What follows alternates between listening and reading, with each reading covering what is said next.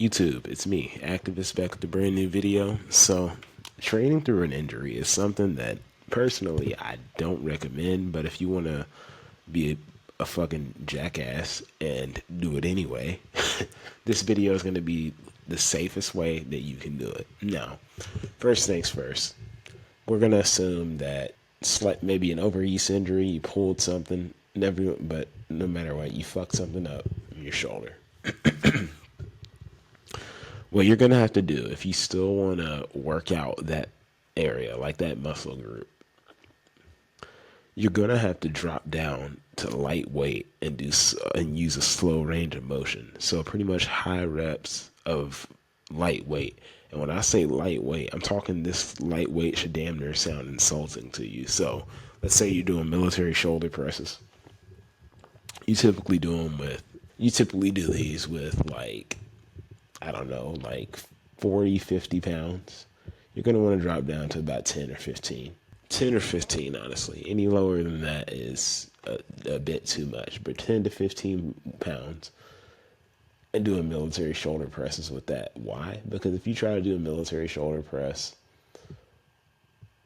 and you may have pulled something in your shoulder or you injured your shoulder in some way, regardless, no matter what, and no matter how you did it, your shoulder's injured in some way.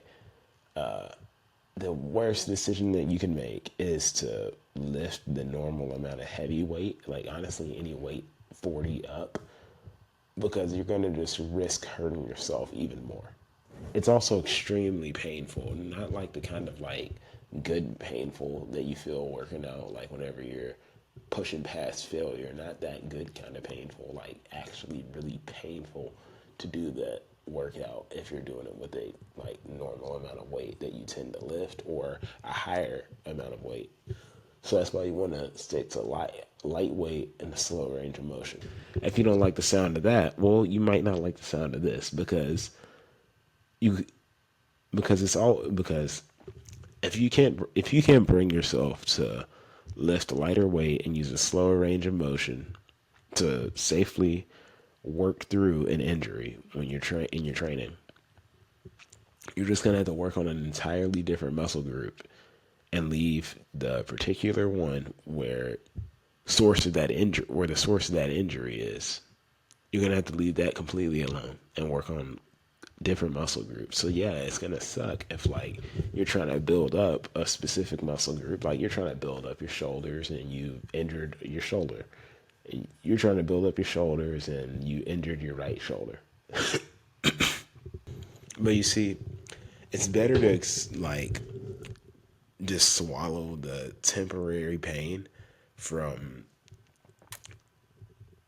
maybe skipping your shoulders for like the next 3 workout sessions or something, like for the next week, so that part of your body can recover. The worst thing you can do is force that part of your body through a workout, through an intense workout, like it's just a normal day in the gym. When you go to the gym injured, until that shit heals, you're not having a normal gym session. So yeah, the worst thing you can do is add like more of a load to that, or work it out like the injury isn't even there, and then boom, you hurt yourself even worse, and you might have to actually like sit out on the gym for a week or two entirely, and that shit can really throw you off. Like especially if time was already a constraint for you when working out, like it's losing literally like 2 weeks worth of sessions. That can be a setback. That can honestly be a setback. So if you even can't even if you can't bring yourself to focus on an entirely different muscle group until the injured part of your body heals fully, again, lightweight, slow range of motion, but also make sure that you're taking care of that injured body part by stretching it, foam rolling it, massaging it, hell, fucking soak it in like a little, soak it in an Epsom salt bath.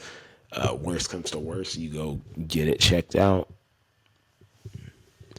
Worst comes to worst, you have to go and get it checked out to make sure there's no like serious damage. But usually you're going to know if like you hurt yourself and there's some serious damage. If in the sense that I'm talking about you injuring yourself and training through an injury, I'm talking overuse injury, overtraining injury, or like you pulling something from working out a little bit too vigorously. Now, if we're talking about dislocating shit and breaking shit and all that and fracturing shit, that is entirely different territory that I'm not even stepping in this video. Like, you shouldn't be watching this video if it's that bad. Like, you shouldn't even be thinking about like trying to train through that injury if it's that bad. And taking this advice in this video could honestly prevent your injury from getting that bad. This is why it is important at some point along the way, throughout your journey of building muscle and training, you're eventually gonna encounter something like this, either an overuse injury, overtraining injury, or you're gonna pull something by just being a little bit too careless during one of your gym sessions. So keep this in the back of your mind. If you absolutely have to work out that muscle group that where you sustained an injury, lightweight, slow range of motion.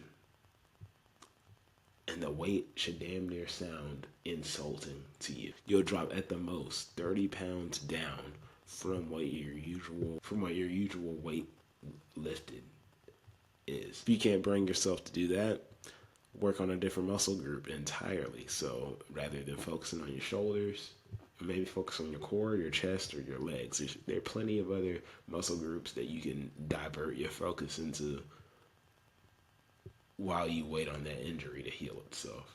And lastly, and definitely not least, if you are working through this injury, like training through this injury and training the injured muscle group, then stretch, foam roll, get massages, or use a massager on yourself, and soak yourself in Epsom salt bath. So hit the thumbs up if this video helped you. Subscribe if you're new. Hit the bell so you make sure you never miss a video. I post here 3 times a week, Monday, Wednesday, and Friday. Go do something positive for somebody in the world, and I'll see you in the next video. Deuces.